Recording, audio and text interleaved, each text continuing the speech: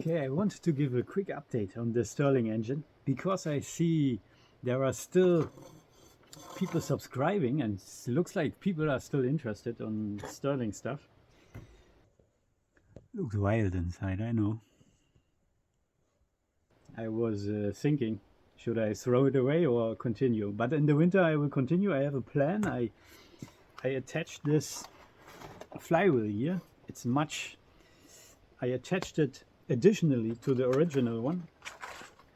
So two flywheels, triple the weight now. I hope this is enough. Then I attach this motor here. I can speed control it from here.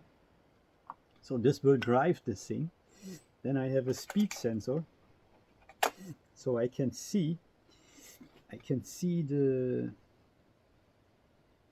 speed of the engine or the rotations per minute when it's cold, and then I will heat it up and let it run with the same voltage or amp or that same power. Then the thing should speed up, and maybe I can calculate the power of the engine. Power equals amperage times voltage, I think. School is long time ago, but I will read that up.